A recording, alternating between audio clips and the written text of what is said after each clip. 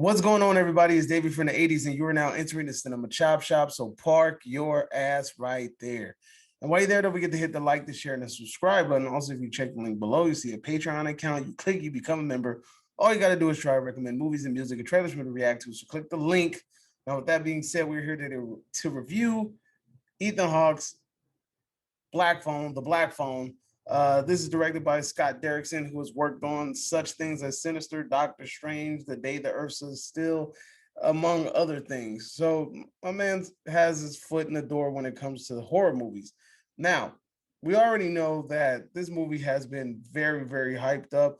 I was very interested in seeing this movie. I know this movie is based off of a book, and I was very interested to see that adaptation from the book into the movie. Now, for those of you that have read the book, let me know if this movie is anything like the book, but I'm gonna just go ahead and tell you my thoughts on this movie. So, quick synopsis.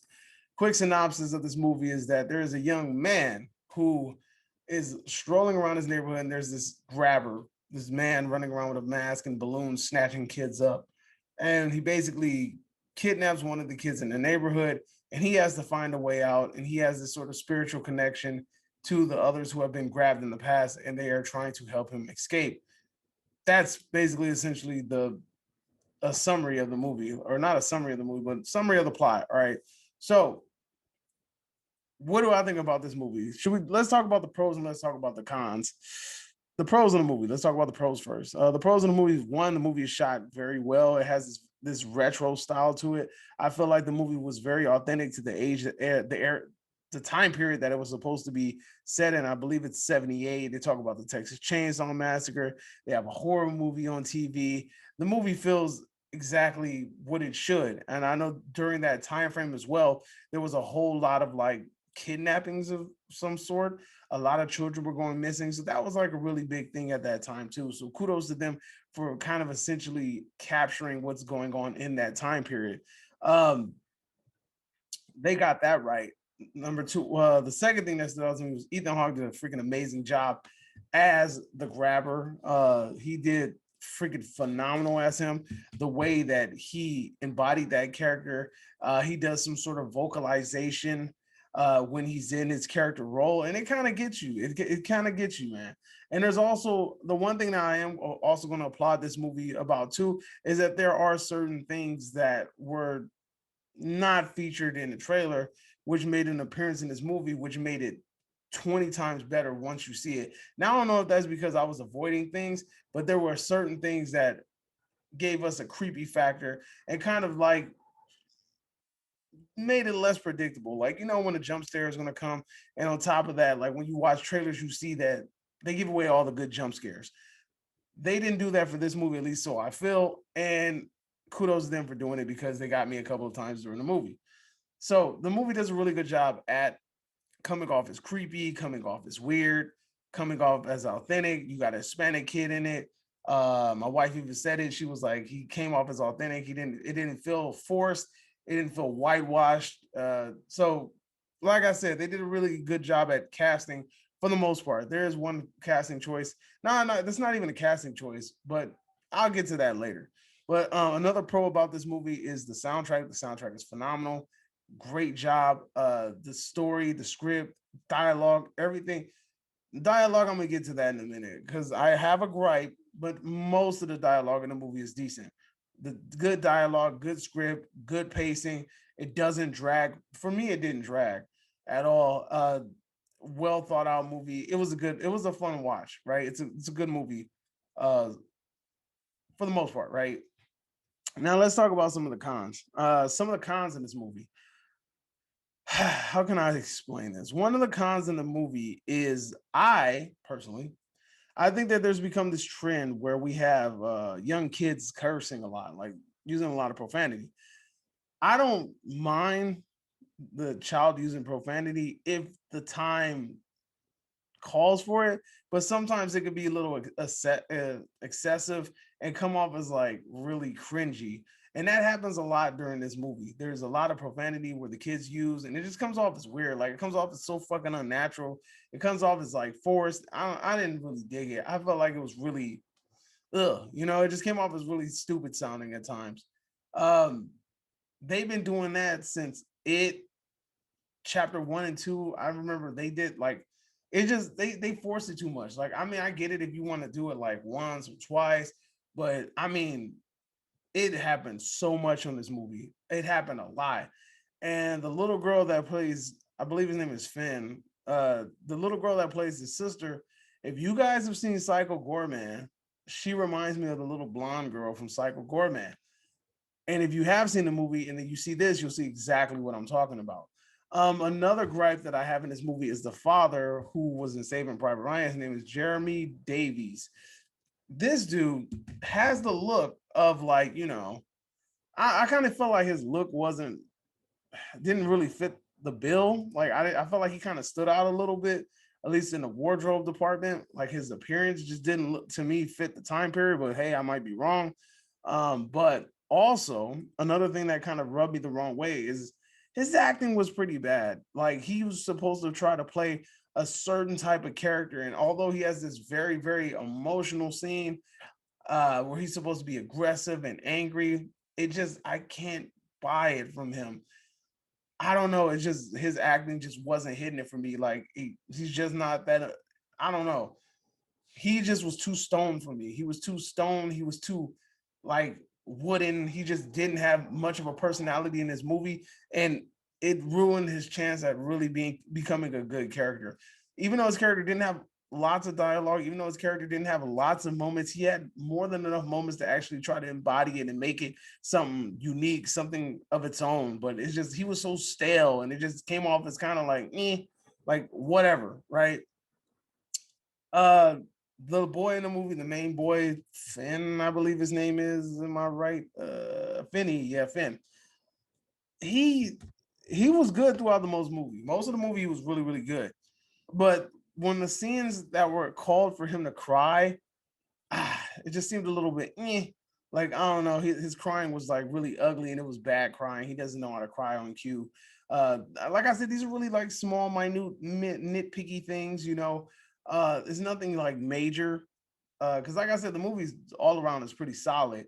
But these are just like a few like nitpicky things. Now, one more thing I want to nitpick it about, and I don't want to get too in depth in it because I don't want to spoil anything for you guys, but I really feel like this movie could have been a little bit more gory, right? I feel like it could have been I could have pushed the envelope just a little bit more, right?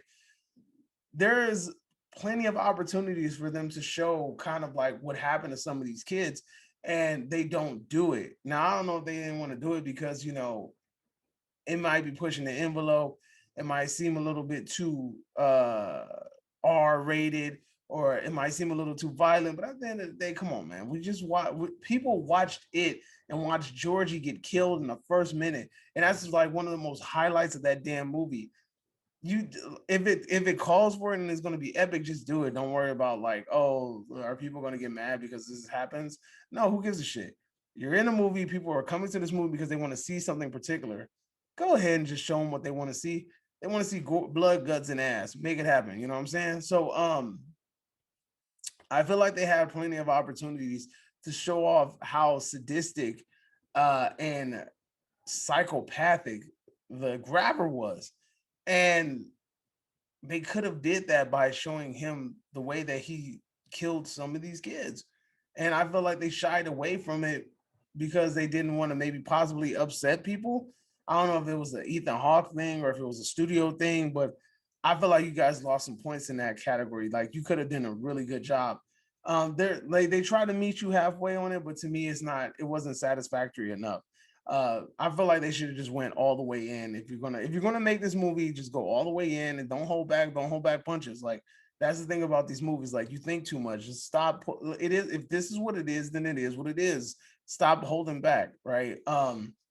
I really felt like this movie could have been a lot more gory, but I mean, that's those like I said, there's really small, minute, nitpicky things. Like it's not that serious. It's nothing that I would say would like that would derail this movie. I really would have liked to have a little bit more interaction with the grabber.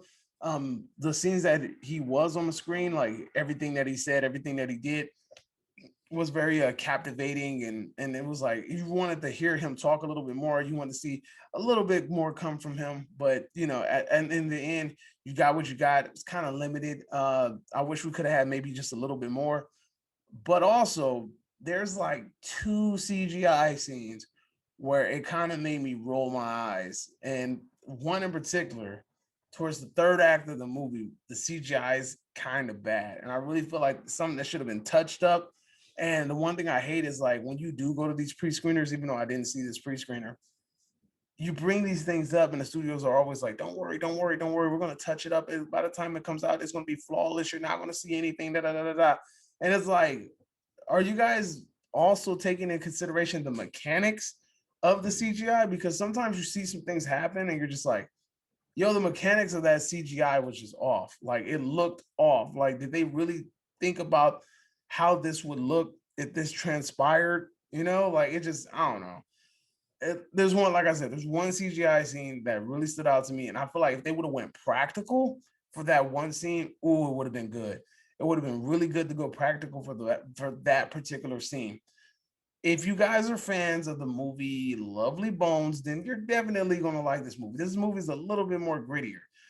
Like I said, I feel like they should have just went ahead and went all the way in with the grabber, showed how sadistic he was. They hinted at this thing. I'm gonna just say it because it doesn't really play like a pivotal part in the story. Apparently, they talk about this game, right? They talk about this game that he wants to play, but we never really explore what the hell this game was, right? We get kind of glimpses and we get hints at it, but we never really understand what the hell this game is that he's actually trying to play.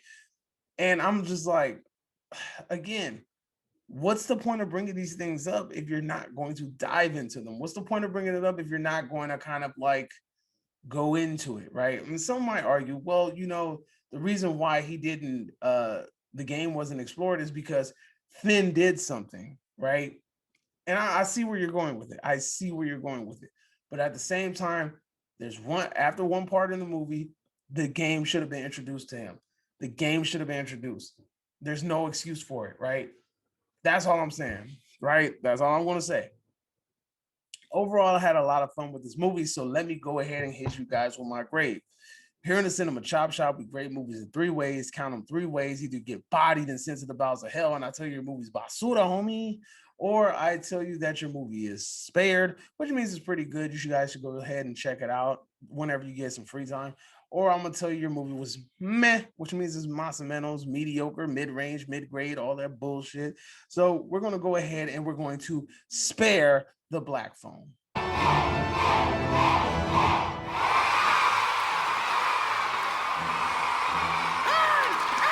He ain't earned the death. He ain't earned the death at my hands. God's only man, spared by the butcher.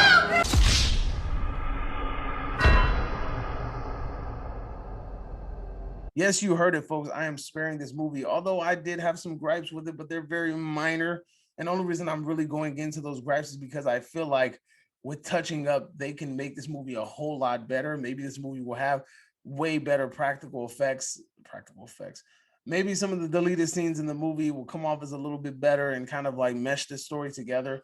It was, like I said, the story was good. It was grounded well. It flowed well. The script was cool. The music was cool. The actors were cool. Everything in the movie is good. All of my gripes are just something minor that it can be swept under the rug. But I had a lot of fun with this movie.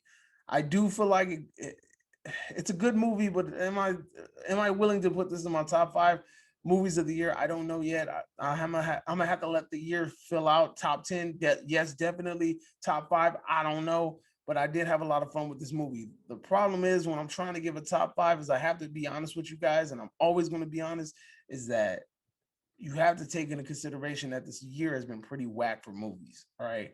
This is, like I said, when I remember going to the movies every week, I remember every week there was at least 2 to 3 movies that I wanted to see. I had to see. I wanted to see in a movie theater. And I don't have that anymore. There's movies that I would skip. There's movies I'd rather wait for them to go on streaming. There's movies I'd rather watch on bootleg. There's a whole lot of that. And there shouldn't be that. The whole wow factor of going to the movies is kind of dying, and it sucks because I love that, but that's neither here nor there. But That's my review. That's my grade. Let me know if you guys are agreeing or disagreeing, whatever the case may be. Drop it in the comment section down below. Don't forget to subscribe to the channel because you sat here and you listened to me talk, and I didn't talk for nothing. So subscribe, homie. You know what it is. And you are now exiting the Cinema Chop Shop. Hope you guys are having a magnificent day. Adios, homies.